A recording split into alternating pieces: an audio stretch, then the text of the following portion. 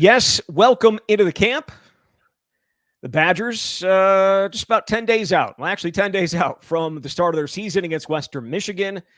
We are no availability this week for the players. We don't get to talk to anybody until Monday. That's when Luke Fickell will talk as it enters game week, and that's how it's going to be every week. He'll talk Monday. We'll get to see the players or talk to the players Tuesday night, and then the game on Saturday. That'll be the availability. But I wanted to give everybody a heads up, Jesse, because it's a little bit different for what we're going to do this year on our end.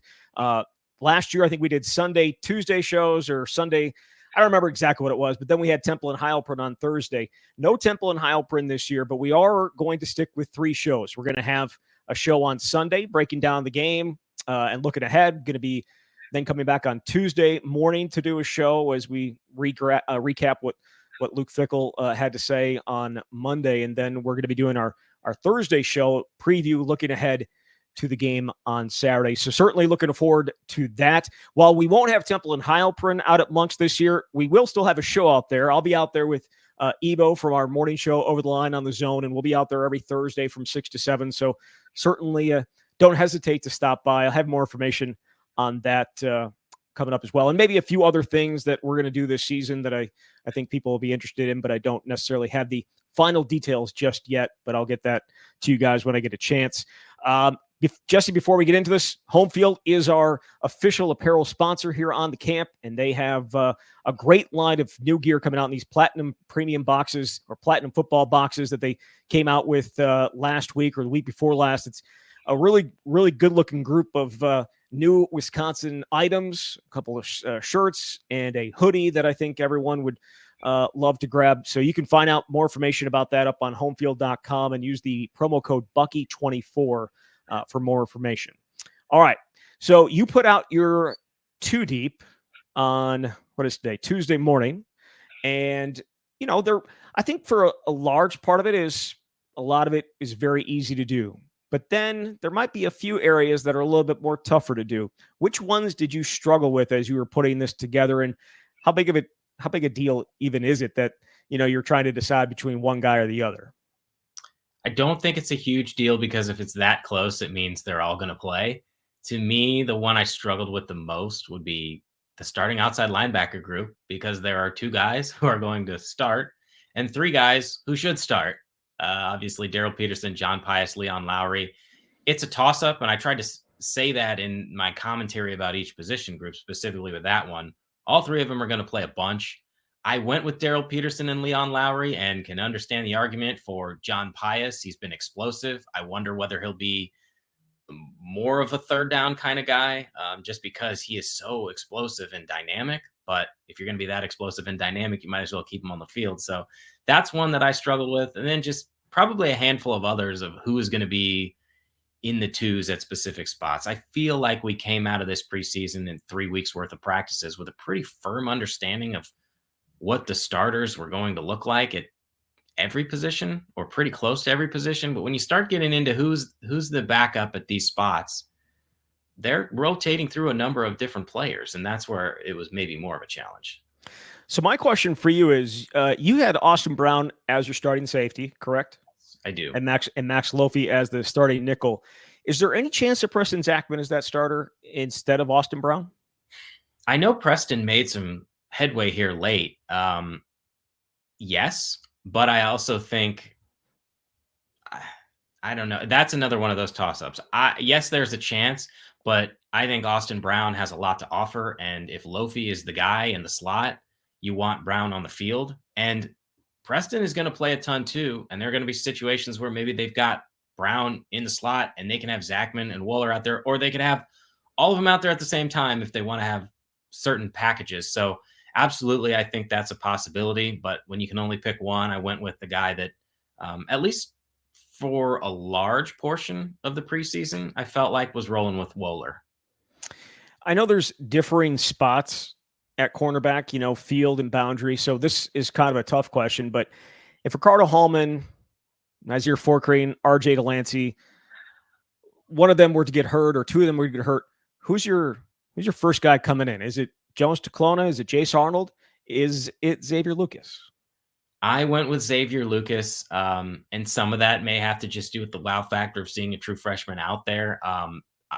It could be any one of those three, and I think there was some challenge, at least on my part, of who do I pick when I make this projected two deep as a backup corner. I picked Lucas because he came on strong, and when he was out there, you noticed him.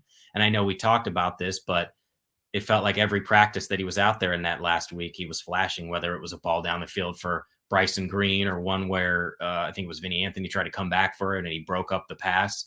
But Duclona and Arnold have certainly had their moments. And so when you have to pick one, I guess I'm going with the guy that feels like has the highest ceiling right now.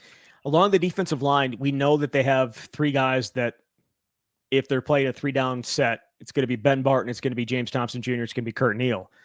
Who's your next guy in? Because I think it could be Brandon Lane, it could be Elijah Hills. Cade McDonald has also had, time with that first group or that second group. Who's your guy?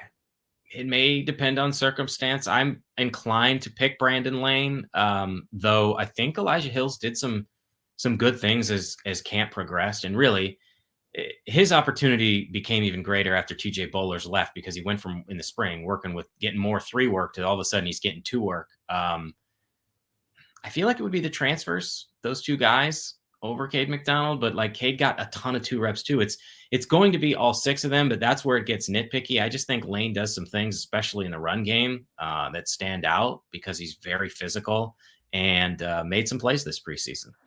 When they started camp, I felt like outside linebacker was a spot of depth or had some good depth. And I still think it can, but obviously the injuries to Thomas Heiberger and Aaron Witt missing most of fall camp kind of throws that in a little bit of doubt. They moved Ernest Willer Jr. from defensive line to outside linebacker. They moved Sebastian Cheeks from inside linebacker to outside linebacker. For you, who is that fourth guy? And again, I don't know when Thomas Heiberger is going to be back. It feels like it's going to be a while. And, Aaron Witt, I feel for the kid. I definitely do. But I don't know that's a guy that you can sit there and count on that he's going to be available for you week 1 or week 2 or week 3. It's just the way that, unfortunately, his career has played out. So for you, who is 4? Is it Cheeks?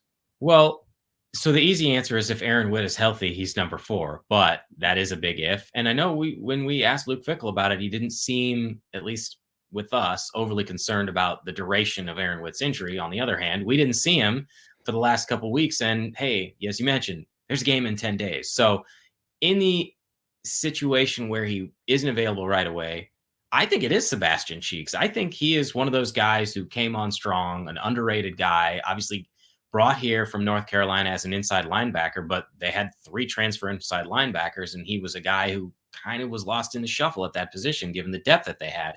He really flashed to me, especially in week 3, once he made that transition. So if you don't have Witt and you don't have Heiberger, you're right. You're very thin. Now, I don't know how much they will use a number 4 when you've got the top 3 that are as talented as they are, but I'm inclined to say at this point, I'd pick Cheeks.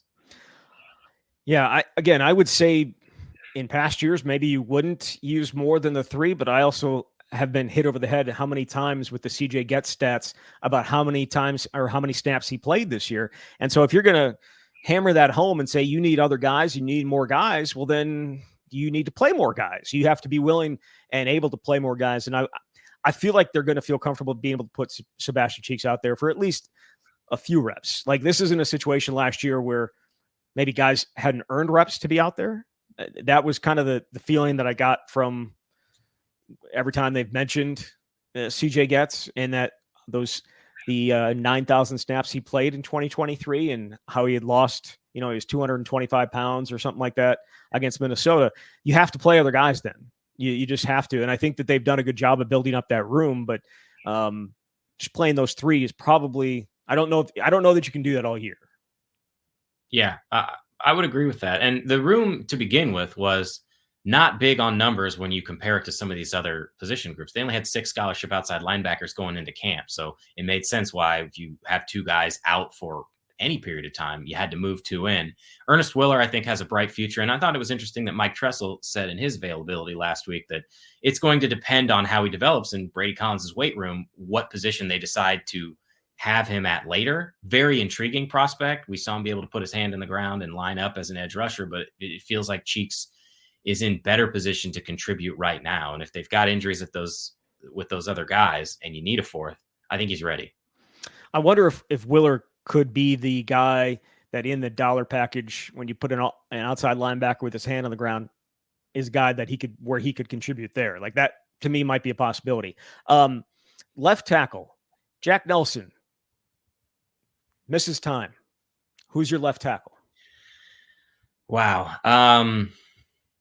I'm trying to think what they did. They had a situation where they had both Kevin Haywood and Barrett Nelson in there at the tackle spots. If they're all healthy, I think Barrett Nelson. I get the sense they don't want it to have to be Kevin Haywood, but those are the top two options, obviously, and you've got JP Benchwall presumably as your swing guard. Yeah, to me, I think that there's a good chance that they move Joe Brunner out there and then move JP Benchwall as your guard. Like, if that's like you're trying to get your best five in the field, and Joe Brunner obviously played a ton of tackle in high school, hasn't played a ton of football at Wisconsin, but we saw in the spring them give him some time out there. He's gotten a little bit of time there during fall camp. It's kind of the same thing on the right side for me.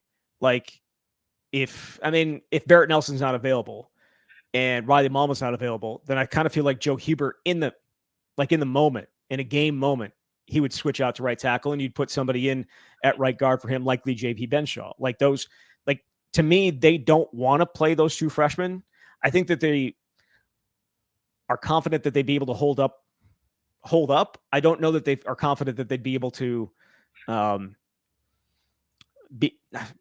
word dominant, just be able to be serviceable. I don't know that against elite competition at the highest level. I'm not talking about Minnesota, of course. I'm talking about like the Alabamas and those really, really, really good teams, if they're ready just yet.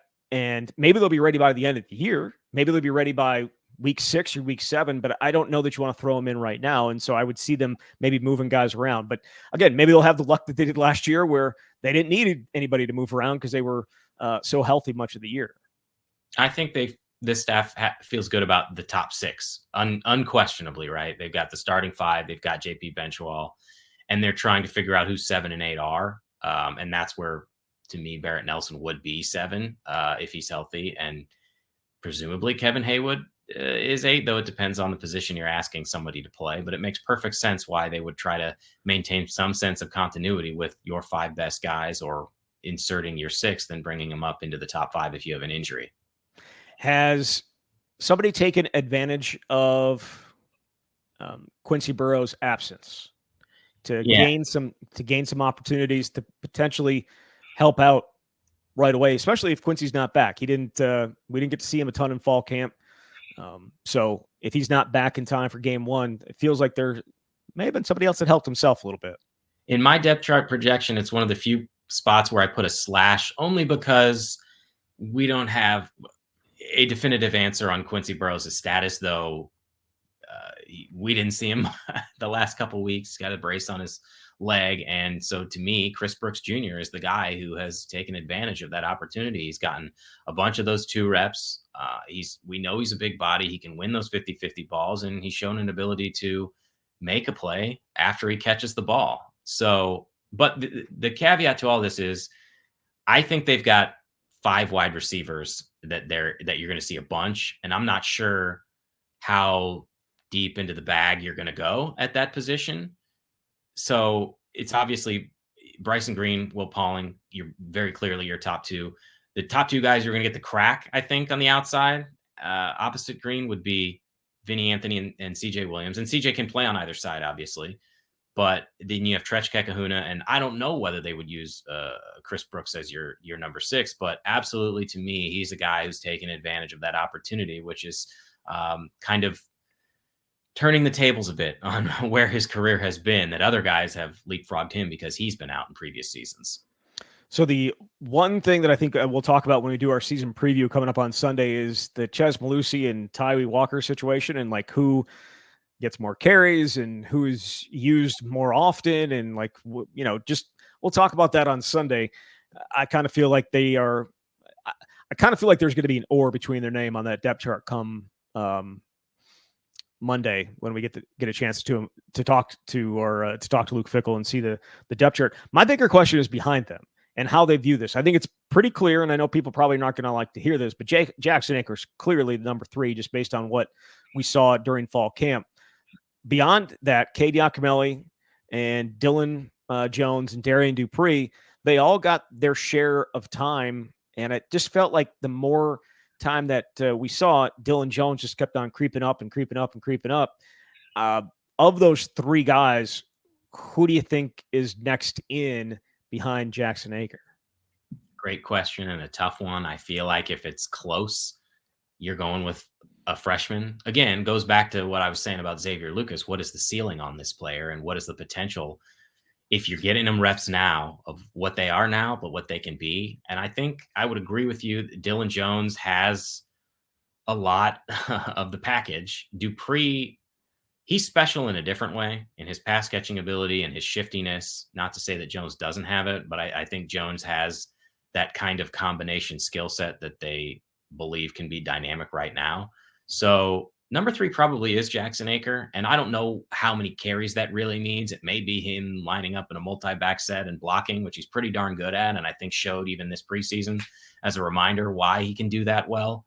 But if it's between Yakimelli and either a freshman, I feel like even though Yakimelli did everything that he could do and has a skill set, those 2 freshmen are special. And who'd you have a quarterback again? Tyler Van Dyke. Okay, all right. That one felt pretty easy considering that Phil Longo officially named him as the starter. All right, let's transition into our fall camp superlatives. The first one up here. Most likely to have a breakout season after what you saw in fall camp. I'm going with Tretch Kekahuna. I know we've talked a lot about him. He showed what he could do in that bowl game. First time we finally got to see him on offense, and he has 4 receptions for more yards than I think any game Skylar Bell had last season. So he's going to get a ton of opportunities. I know that sounded like mad shade, but I mean, Skylar Bell catching strays over here from Jesse Temple. I'm just going down the stats and saying I think Tretch is in for a really big season because we know how much Longo likes to use the slot receivers, and he's not just going to be a backup who gets a handful of snaps. He's going to get a lot of reps. Putting that on a quote card for sure. No, I'm kidding. I think that is a completely valid choice, and I'm sitting here saying it's hard to disagree with it whatsoever. And it's hard for me to sit and say that a senior is going to be have a breakout season, but I think a guy like a Tawee Walker and a guy like Nizier Forker, 2 guys that have played a ton of football in their careers, but are now in different situations, starters or right at the top of the depth chart. I think both of them could have big years in their individual spots. I know that, again, that's breakout season. That's not really fair for a couple of seniors or to pick a couple of seniors, but I think they would be right up there for me. All right. Most promising freshman. Another tough one. I think there's a handful that you feel like, if healthy, will play. I would have said Thomas Heiberger just because, man, he looked really good, especially in the spring. But I don't know how you can, when we're having all this conversation about the running backs, not mention Jones and Dupree. It's hard for me to separate the 2 of them right now by saying one has a more promising future than the other because they're so dynamic. So I'm going to split down the middle and pick those 2 guys. But you know how I roll. That is as Jesse Temple of a pick as a Jesse Temple pick has ever been. I should say, though, I've got a story on Wednesday on The Athletic, just going down every member of this 2024 recruiting class, all 22 scholarship guys, and where things stand with them. And I think you've got to feel, if you're the Badgers, really good about a number of these players who could contribute this season if necessary, including Kyan Barry Johnson, Xavier Lucas, Kevin Haywood. So I'm not saying anything people don't already know, but they got a lot of good choices. That's a really good idea for an article. Yeah. The It's almost like we talked about it last week. Yeah, I'm going to go with Xavier Lucas because obviously, as obvious as the running backs are, so is he. And the only reason that he is not in getting talked about more is just because of the guys in front of him. You know, when it comes to a Ricardo Hallman, who's a second team preseason All American, and as your Fort Kareem, the most improved guy, and RJ Delancey, the veteran coming in, he's right there, right on the cusp of playing time, despite having that amount of talent in front of him. We heard it from Ricardo when he was acting. How did they let him get out of Florida? He is a physical freak, and I think he's the guy that we're going to be talking about a ton of, not just this year, but next year and perhaps the year after, when he has the chance to really show out, because he's physically a freak and he moves much quicker than a guy his size should be able to. And he just has a knack. It just feels like he has a feel for the game too. So very, very promising freshman, I would say. All right. Most improved position group for you here in fall camp? I think without a doubt, this has to be on defense. And maybe that speaks to how far behind the defense was last season, though you could certainly say the same offensively. I just think when you look at the additions they made in the portal, there's some much more dynamic groups. It's either, I don't know that I want to say it's the defensive line yet, even though coaches have had a lot of praise for what they feel the depth is. I'm going to go with outside linebacker because of Leon Lowry and John Pius. And I'm not trying to shortchange CJ Getz because statistically, if you look at what he did, I think he had a pretty solid senior season. I just think when you got what we've seen from Pius and Lowry and you add that in with Peterson, that top three has a chance to be what we've come to expect outside linebacker for Wisconsin. Yeah, I would agree. I think outside linebacker certainly makes sense. I guess I was doing it more most improved position group during fall camp, which is, is fine. That perhaps that was not necessarily how you took it, and that's probably my fault for that. I think for me, most improved position group fall camp wise is running back. I mean, the what we knew of Ches and what we saw of Tui, and then you bring in Dylan Jones and Darian Dupree and what we got to see of them in fall camp. I mean, I think that group is just so much more improved, not just from when we saw it in spring when Ches was kind of, not full go and, you didn't have the two other freshmen. I think Jackson Aker and, Cade Yakabelli have improved as well. But that group, from what we saw in last year to spring to now, is just at a different level. I don't know. Yeah. I don't know if you feel the same way or not. Well, the depth is significant. That's what I mean. I mean, it is. It's just different. Yeah. I mean, and you'd feel good. You'd feel good about all five of those guys. Yes. Well, I guess I shouldn't say that. I think you still want Ches and Tui to be your bell cows or whatever, however you want to say it. But like other guys filling in, feel so much better about it than where things stood at this time last year. Yeah, I think that is a good pick. And certainly after, Ches went down and Braylon was dinged up. So, player most deserving of more attention from you, the media. I feel like I have to pick someone who's a starter or, if I pick a reserve, and how much more attention can they get? Because are you really going to see him that much on the field? Got to have your 1As and 1Bs. I'm going to go. I'm going to go Vinny Anthony, just because we have not talked about him a ton, and it's not because he's not a good player. I mean, Kenny Guyton even said back in the spring that, and where things stood then, he had established himself as the other guy on the outside. I think he's going to be your top kick return man. And so he's got a chance here, especially if you're looking at the field and you're on defense and you're saying, well, who are we going to try and stop? You have Will Pauling out there and Bryson Green in the passing game.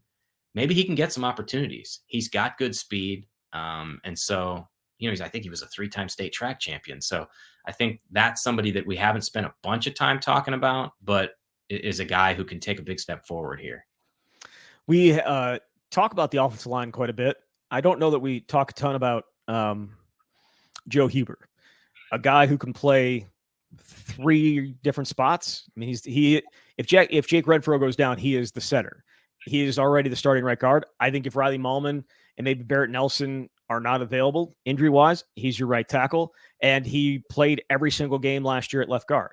So I look at him and I sit there and say, that's a guy that should be talked about more because he can do things that, he's Tanner Bortolini, except they're not asking him to be the starting center. He can play center and he's competent at center and probably pretty good at center. We'll see if he's called upon, if Jake Renfro is able to, if he's able to stay healthy, you won't see him. But I think Joe Huber probably needs to be talked about more just because of his versatility along the line and his ability to play so many different spots and not really stand out at any of them, which is exactly the key along the offensive line. Like, yes, you'd love for guys to stand out, pancaking guys and all that good stuff. But for the most part, it's about not standing out. And I think Joe Huber's done a good job at that.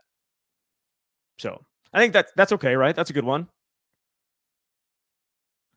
So, we'll see exactly how it plays out for him. The next question up is player most likely to have you saying, wow, how did he do that? Jesse is obviously having some technical difficulties, but I think I have an answer for this question. It's Jesse's most likely to have a breakout season. It's Tretchka Kahuna with some of the stuff that he does in space against guys. I don't know that I've seen a ton of Wisconsin guys have that get up and go and the quickness and the ability to make guys miss, put guys on skates as well as Tretch does. Now, does he have some things that he needs to improve on? Absolutely. I think, as we mentioned last week, he needs to be a little bit better catching the ball. There were a few things, and he's got great hands, so it was a little bit of a shock at times to see some a drop here or there. But if I'm just sitting there, that would be the guy that said, "Wow, how did he manage to make that happen?" And I think there's going to be quite a few moments like that. I'm trying to think back to guys that had that short area speed that he has. I think Brandon Williams back in the day, which is now 20 years ago, because he was one of the all-time leading receivers at Wisconsin. Very, very quick, a great punt returner as a result of it. Had great hands. Was a little bit undersized, kind of like Tretch is, but they have like that same, just, you can tell they have just that it factor. And B. Will was a very confident guy. And even off the field, he was a confident guy. Tretch is extremely confident on the field. I think he's still finding himself media-wise and like opening up and being a little bit better, as a, when he's talking to us. I think that's still a little bit new for him, but otherwise he's been fantastic. So I look at him as being the wow, how did he do that guy for Wisconsin. All right, Jesse Temple's back with us here. I answered the player most likely to have you saying, wow, how did he do that with Tretchka Kahuna. Do you have an answer for that one? I don't want to use him twice because I said he's most likely to have a breakout season. So it's really hard. Will Pauling, to me, could be that guy, even though we saw him do it 74 times a year ago. I'm just inclined to pick somebody offensively. Proven. Yeah, but some of those edge rushers defensively, I think, have a chance to be, some wow guys. Yeah, definitely. Most likely to be drafted next spring. I'm going to say Riley Mahlman, if he can stay healthy. They don't grow 6'8", 320-pound dudes with that kind of mobility on trees. And those are the kinds of players that I think NFL teams like, and just feels like the next in line at Wisconsin based on, what's possible for him. Yeah, I think it's him. I think Jack Nelson has a chance with a bounce back season, just physically, his ability. I think Ricardo Holman has a chance, production wise. Now, I don't know, how teams view him size wise, and I have zero idea what he is, would end up running And I think that's obviously, if you're going to be the size that he is, you're going to have to run very, very well. And we'll see what happens. Hunter Wohler is certainly another guy too, but most likely to get drafted, I think, would probably be Riley if he decides to leave. You know, he's still got another year if he wants it. Same thing with Hallman if he wants it. Like I'm trying to think of how many guys could be drafted next year. Say they leave, right? So you got Hunter, you got Hallman if he leaves, you've got Riley Mullin if he leaves, you got Jack Nelson. Who else? I feel like we're just forgetting people here, but who else? Well, could it be one of the linebackers with a monster season? I don't know. I mean, Jaheim Thomas has had a bunch of tackles in college, and he's got 1 year left. Could it? It could be. So that's kind of who comes to mind. Either the running backs. Depending on what happens, I certainly won't rule it out. I mean, yeah. Quarterback. You know, that's very interesting. If he plays to his ceiling, then I think he can work his way back into that discussion. And what's crazy is Wisconsin has not had a quarterback drafted in the NFL since Russell Wilson in 2011, somebody who finished their career at Wisconsin. So I don't think that's an impossibility, even though people might be scoffing at that notion. More likely to get drafted next year, Tyler Van Dyke or Graham Mertz? Well, how did I know this was coming? I have no idea how you knew it coming because I've never asked that question before. Well, but it's an obvious one. Yeah, I thought it in my head. I'll go Van Dyke. I'll go Mertz. All right. A couple more here. Fall camp superlatives. Best interview. So I'm going to give a shout out here to Riley Nowakowski, somebody that I have not talked to a ton during his career, but have now had a chance to talk to him a couple times here this preseason. Fantastic. Very insightful. Will answer pretty much any question you have, and it will be usable for story purposes. So I would expect to be requesting him more this season. I think in the same vein as Ben Barton, a guy who I don't think we've talked to very much. That may have been the first time I've ever talked to him when we had the defensive lineman early in camp, and very open and honest with his answers, and talking about how everyone talking crap about the defensive line, and we're going to show this, we're going to show that. Like there was confidence, there was good answers, and I thought that was certainly worthwhile. Who's the best assistant to talk to on the staff? You can include the coordinators if you want. Ooh, that's a good question. I like talking to Kenny Guyton. Very high energy. Yeah, I like that too. AJ Blazik, I think, is good too. He's just very honest, straightforward. Obviously, we had him on our show. Yep. And Phil Longo, for a quarterbacks coach, offensive coordinator, I think is willing to give you some things. But there's a lot of good ones to talk to for sure.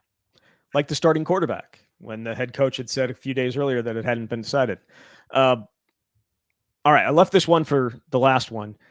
Best player of fall camp. Who was it? Oh, I thought this was who's the best player on the team, but no, best player of fall camp, because this is fall camp superlatives. Man, that would make sense, Zach.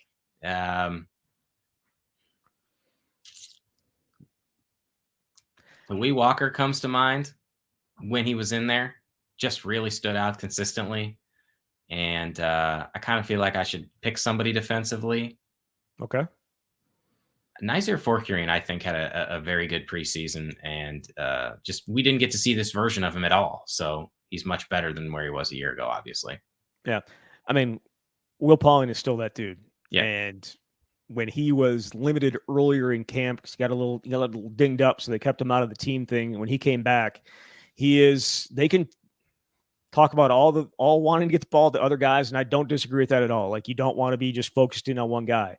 But if you're going to focus in on one guy, I think he's a good guy to focus in on, because whenever you throw the ball in his direction, more often than not, I'm not saying that he's been perfect. There's been some drops, as I mentioned with Tretch, but on third down, that's where I'm going. And that's where Tyler Van Dyke was going for much of fall camp. And Braden Locke, when he had an opportunity to play with Will Pauling, was doing the same thing. So I think he had